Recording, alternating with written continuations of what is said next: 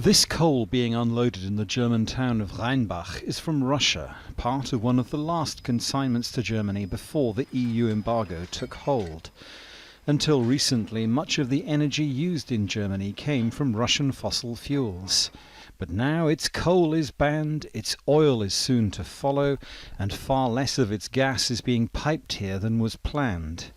Meaning across the country, much of industry is having to contemplate buying fossil fuels from elsewhere. I think there will be only a temporal return of the coal-fired power plants to the market. So this is not a long-term solution. This is a solution for the next 3, maybe 4 years, which is a significant contribution to solving the gas problem or the security of supply problem.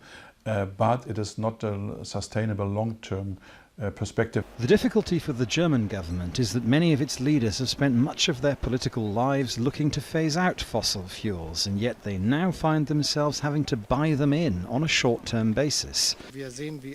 We see how dependent we are on energy imports from all over the world, and in this case especially from Russia. It's important to know that we in Germany have technical abilities that are realistic and produce economically functioning jobs and economic value, which can help us free ourselves from this dependency and defend our own sovereignty.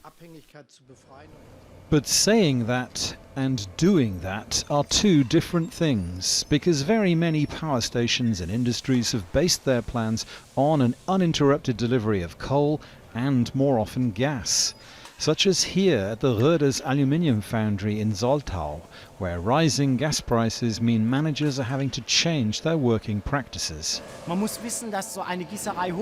Starting up a foundry like this, heating up the furnace, is very energy intensive.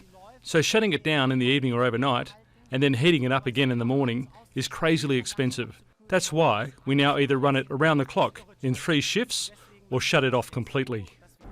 The company that runs this power station decided to get out of a dependency on Russian coal soon after the war in Ukraine began. Their country took longer to follow suit, but has now done so, as it must be said, has the EU. But getting out of a dependence on Russian gas is proving much more difficult. Dominic, Kane, Al Jazeera, Berlin.